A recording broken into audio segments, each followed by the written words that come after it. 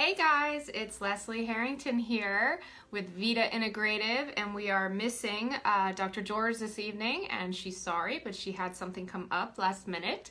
So I am flying solo tonight, and I am going to look for lots of interaction from you guys. So hopefully you guys can join in. The topic tonight, so we're talking about exercise. Exercise really for longevity, for fat loss, for energy. You know, obviously there's so many things you hear about exercise that is like kind of the obvious, that we know it's good for you, but we're not really sure why and the best way to do it to really support the particular goals that we're looking for. So I want to start out by really just kind of talking about, there's new studies that show that just even a small amount of physical activity. Hi, Kristen. Hi, Marianne. Hey, Nick. Can really increase lifespan in older men. That's an earlier study that was done this week, and it's actually, this year, it's actually even small amounts, right? Hi, Ellen. So, you know, before where we thought that it would need to be something pretty intense to really have a big, powerful outcome like that. So it is, in fact, life enhancing, and not only improves quality of life, but can enhance the length of life as well. So touching on some benefits of exercise. So guys, give me a shout out. Like, what kind of exercise do you do preferred?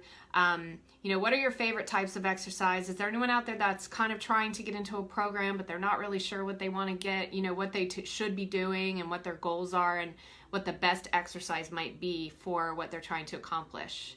So give me a thumbs up or anything that you might be working on. Hi, Paige.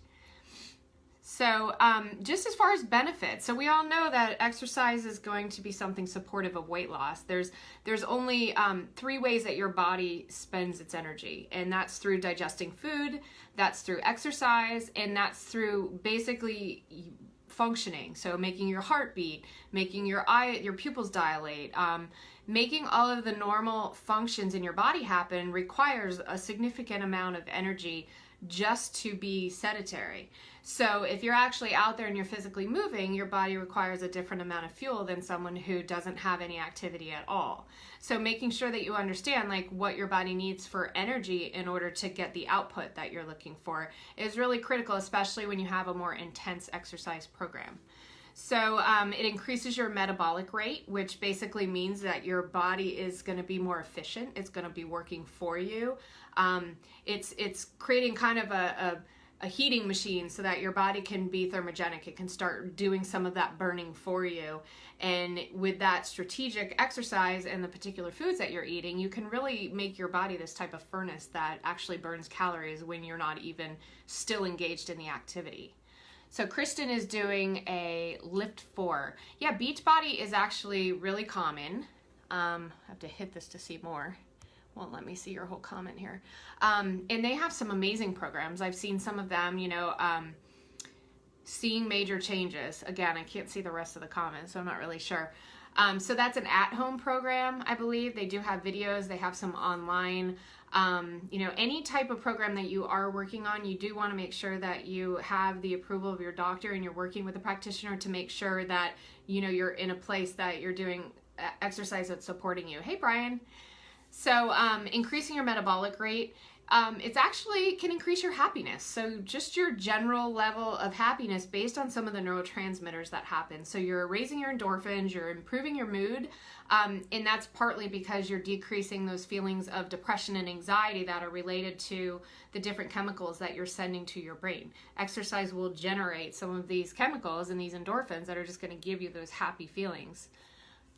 Ellen does an outdoor boot camp twice a week. So that's actually something I wanted to talk about, was cross training. So that's fabulous because you're getting quite a balance of, you know, some higher intensity activity, some more natural stuff in nature that's bringing you know, more of a stress response to moderate stress. And then you've got some stuff that's going to be just changing up the muscle groups that you're working. So that's awesome, Ellen. Indoor boot camp with weights, Paige. body weight, lots of squats, plank. Awesome. That's another thing we're going to talk about is muscle building.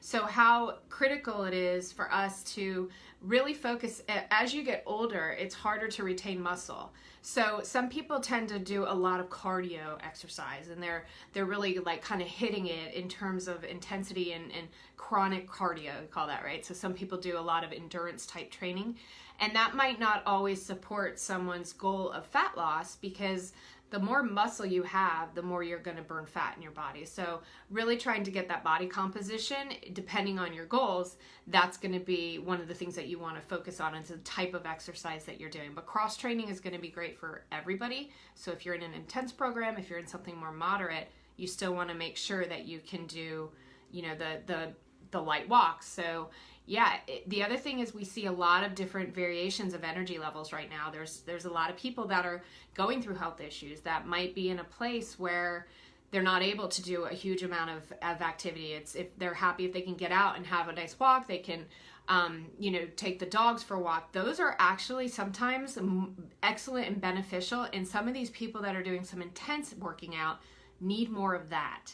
So there's a lot of people I see that do over exercise, right? So we'll get a little bit into that. One of our topics was, is it possible to do too much? And the answer to that is yes, it can be possible, and it can really do a significant number on your health and your adrenals if you are causing a significant stressor for, you know, a significant stressor to your body, because your body will interpret intense and chronic exercise as stressful over a period of time.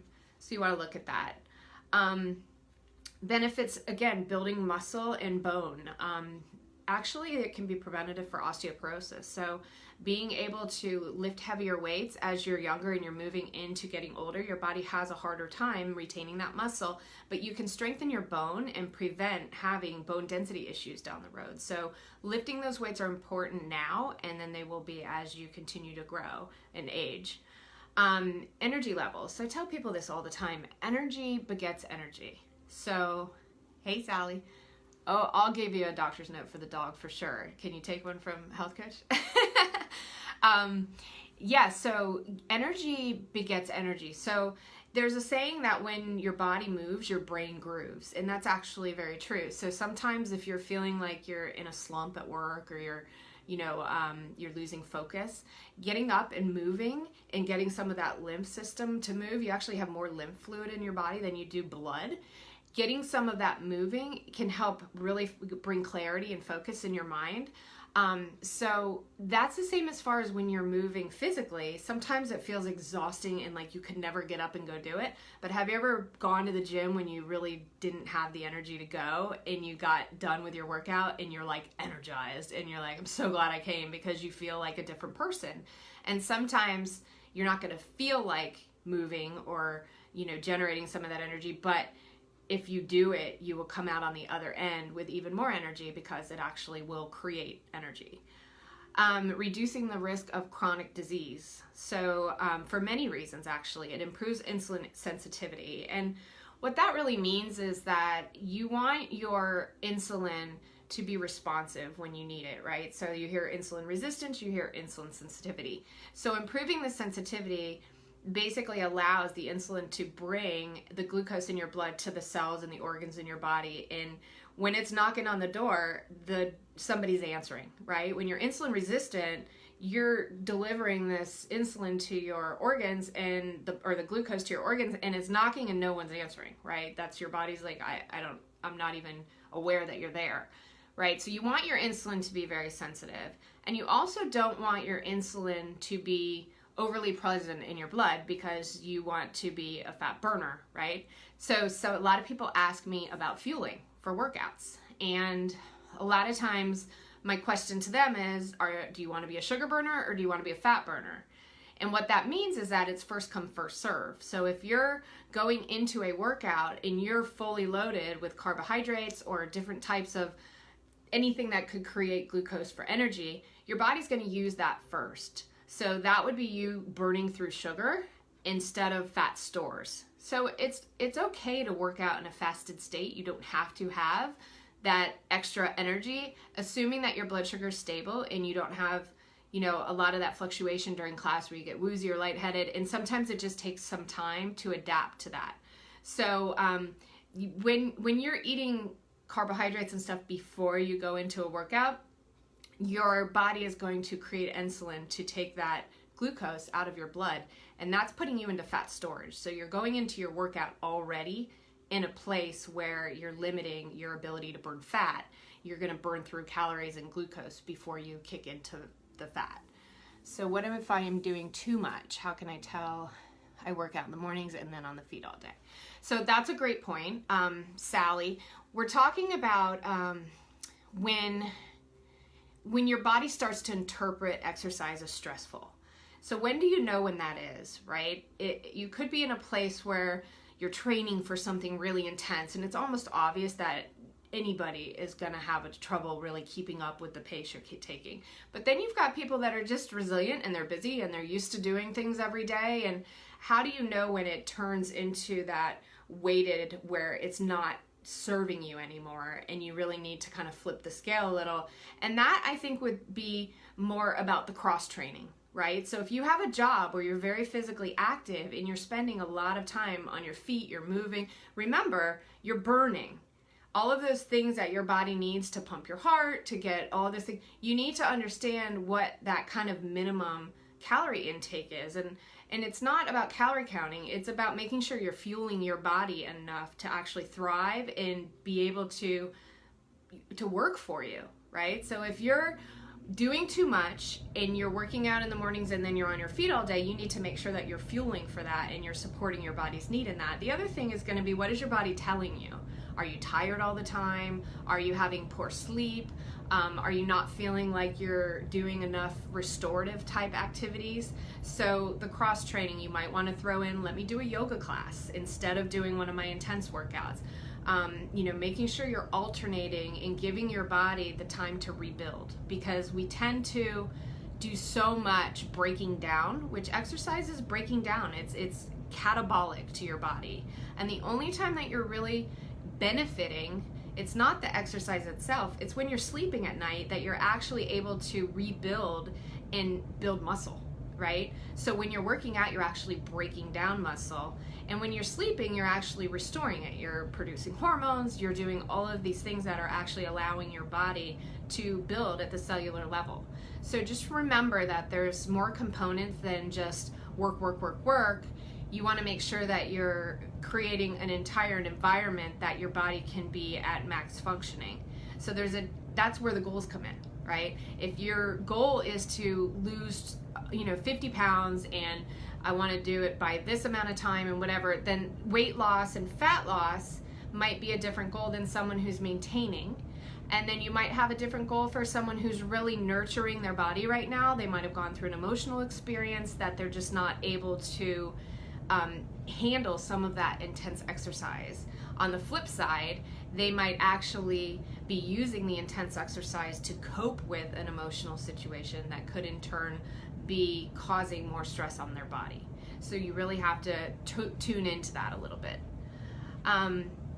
It also will help decrease your blood pressure and then your blood fat levels. So basically your general numbers when you go to the doctor, your triglycerides and things like that. Exercise is going to help with that. And then of course cardiovascular health.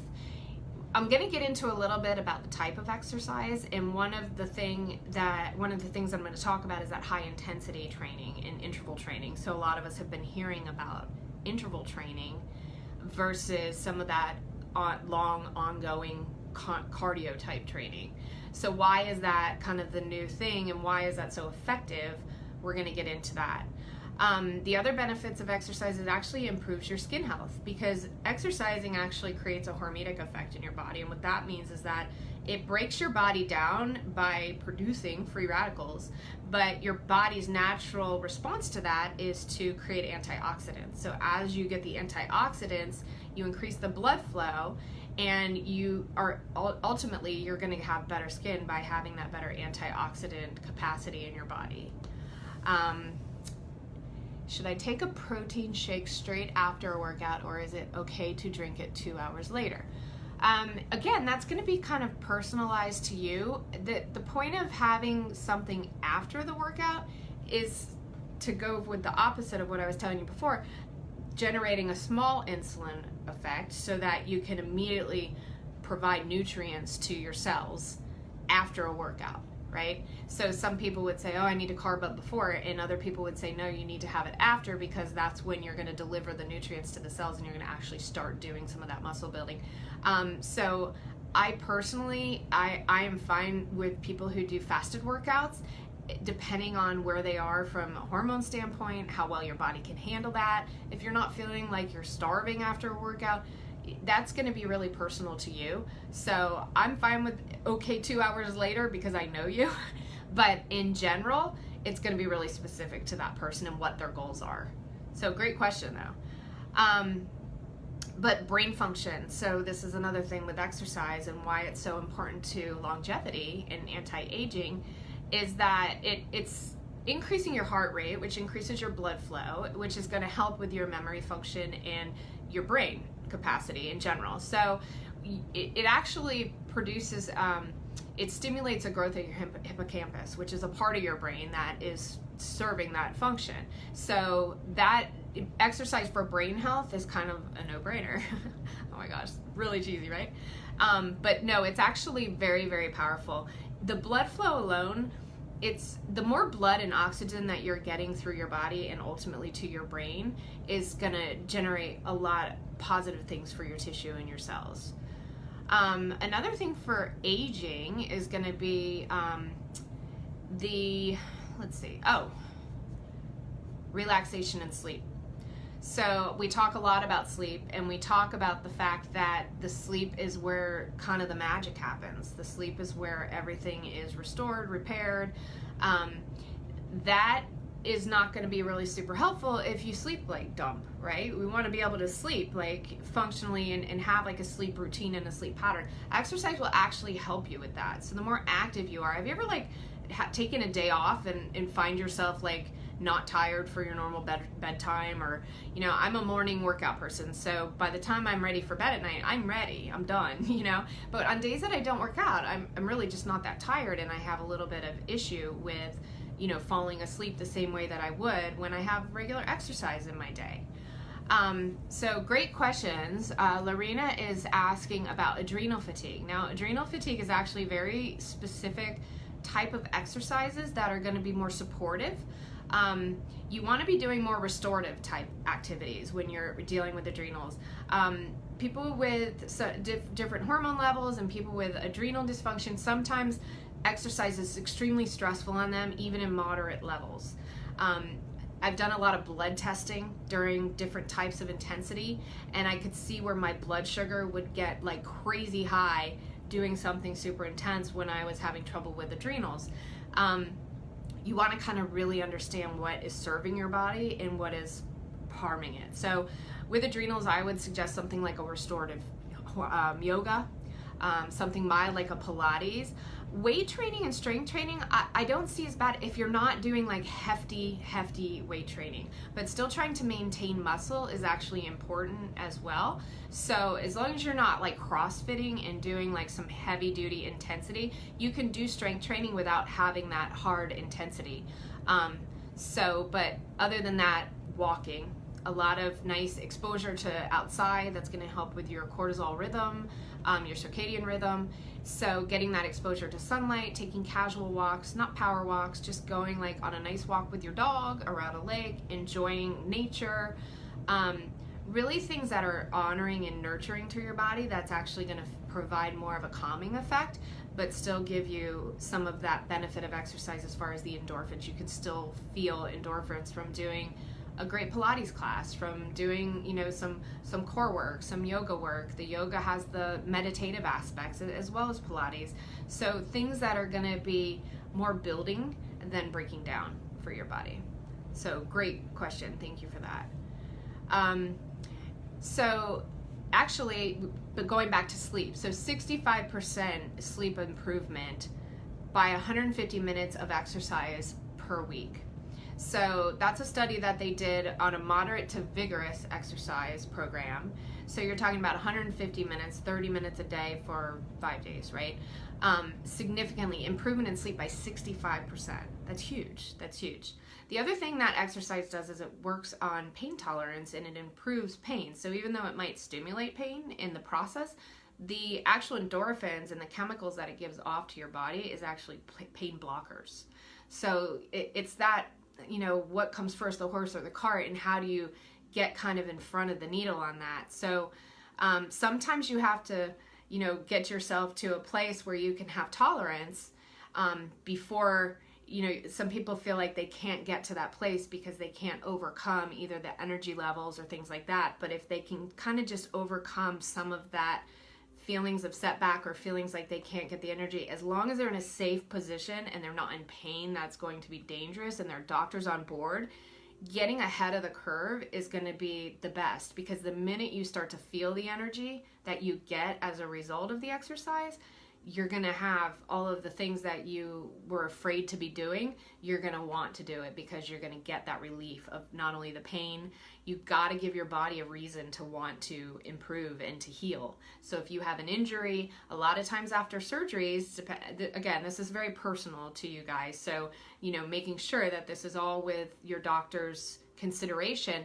But, after surgeries, people with hip replacements, knee replacements, they have them walking right away. So movement is actually facilitating the healing. And in a lot of cases, you want to make sure that not moving is not hurting your process.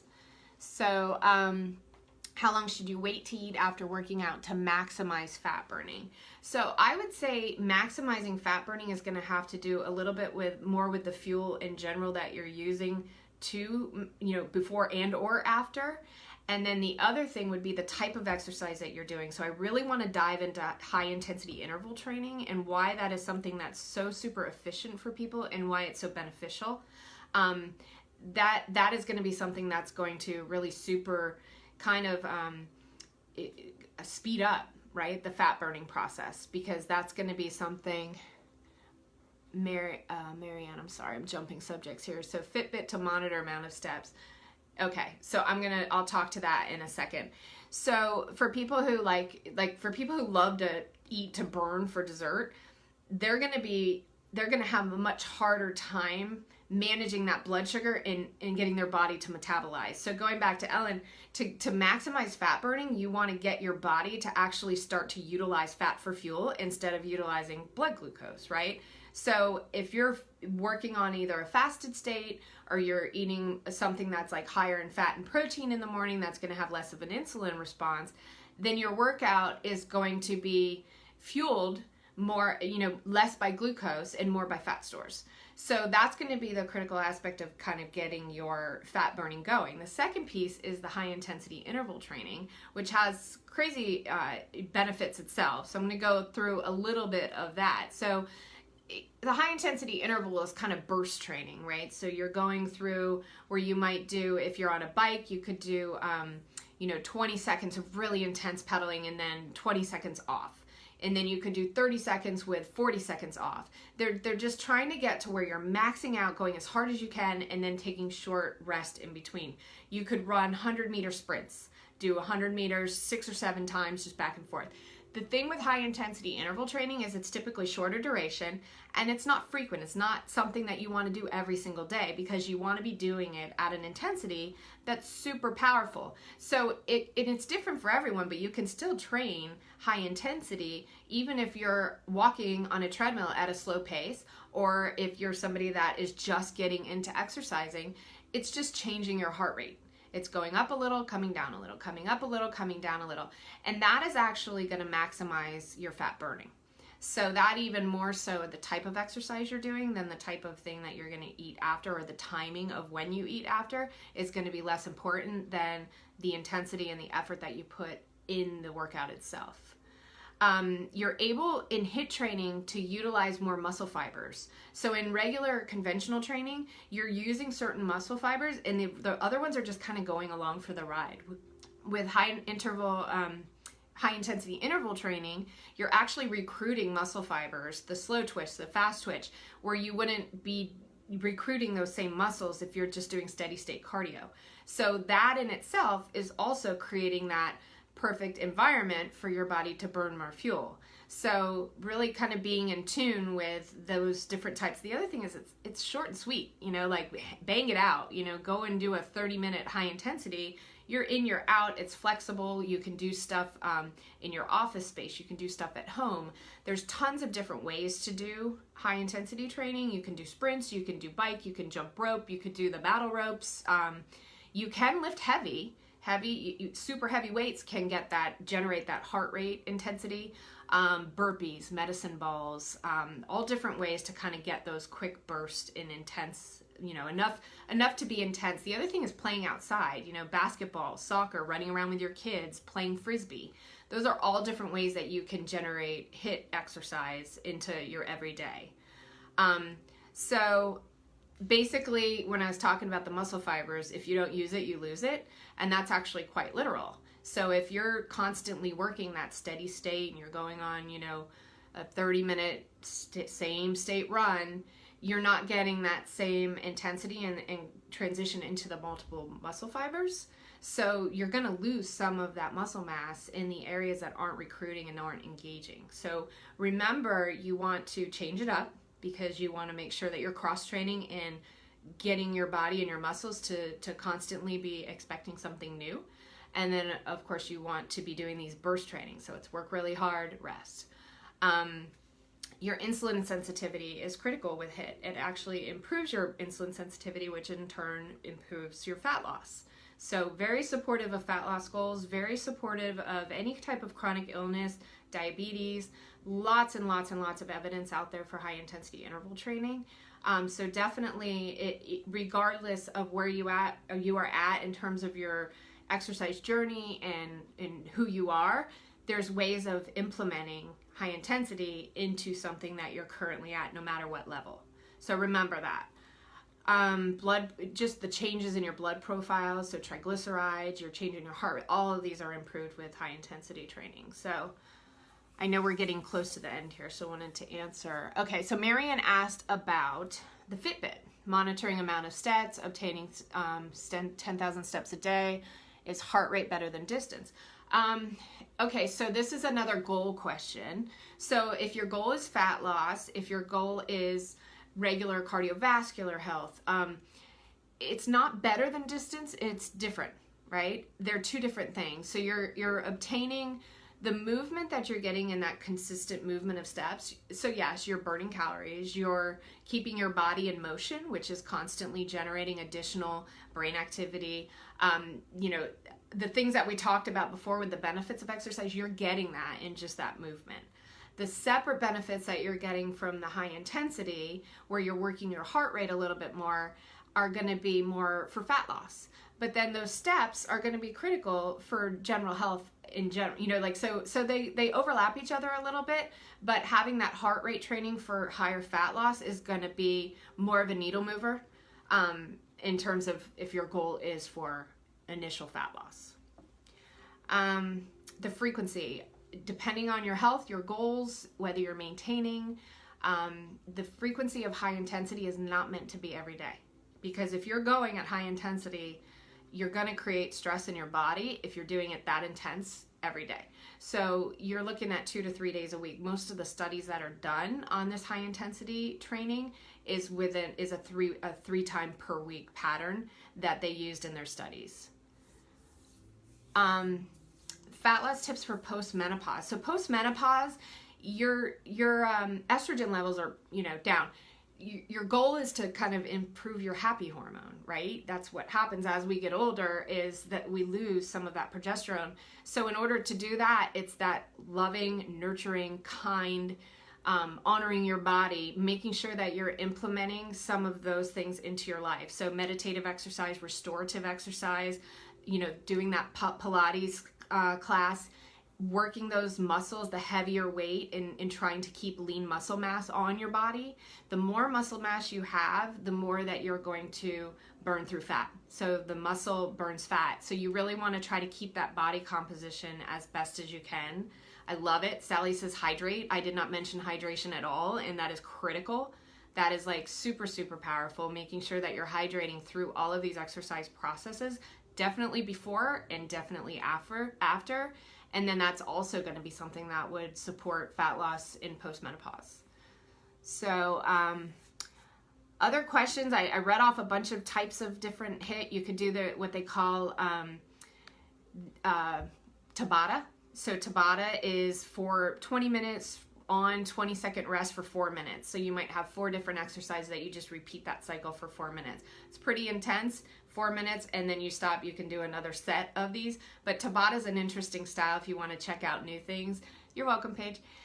If you want to check out things to vary it up a little bit, like I said, the battle ropes, lifting the heavy weights. What did I miss? Jumping rope, cheap. You can do it at home. You can do the same type of sprints on a bike. You can do them on an elliptical machine, pretty much any type of cardio equipment. And you can do them on power walking when you're outside, and anything that's going to allow that heart rate to get up. So that's going to be any activity you can produce that type of thing. Just remember, you want to be breathless. You want to get to a point where you're out of breath, and then that's when you take your short recovery or moderate, depending on if you look on like Pinterest and stuff like that, and you Google different types of high intensity workouts, a lot of them have like treadmill workouts, they have bike workouts, they have all kinds of really good ideas as far as how many minutes on, how many minutes off, and some of them have like what ones would go up with like what your goals are if you're just doing maintenance or fat loss. So thank you guys so much for engaging. I feel like I've been yapping this whole time. I guess I have. So next week we will be back. I'm not 100% sure of the topic at this point, but Dr. George and I, yes, and Kristen says YouTube, super, super great resource, YouTube. They're really good for exercise form too. I don't recommend going into a gym and lifting heavy weights without really being detailed in your movement. So hiring a trainer to kind of walk you through and get you really super confident in the gym is going to be really powerful, and you want to make sure that you don't go in there and do the wrong movement, because you can just as well build muscle that's going to be bad for aging. So Pilates, for instance, is actually designed to give you spinal stability. Pilates is like the best anti-aging. I'm a little biased, I'm into Pilates, but it's the best for anti-aging because it's all about the integrity of your spine, the way that you hold yourself, that flexibility in your spine. Those are all things that as you get older, the posture, the extension in your upper back and your lower back, all that type of spinal movement, those are things that you're building to create a foundation, and you're creating kind of that solid foundation. When you're in the gym and you're hunched over and you're building these muscles that are pulling your shoulders forward, when you're older, your whole body is going to start to tilt forward. So you see a lot of the older people start to look down at the ground because they're intimidated with their balance, which in turn causes some of that weakness and that functionality to kind of tilt them forward. So make sure that you're doing the right, correct movement in the gym, because you will build muscle around the movement that you're actually doing. So thank you guys again, and I really appreciate all the interaction. Have a wonderful, wonderful night.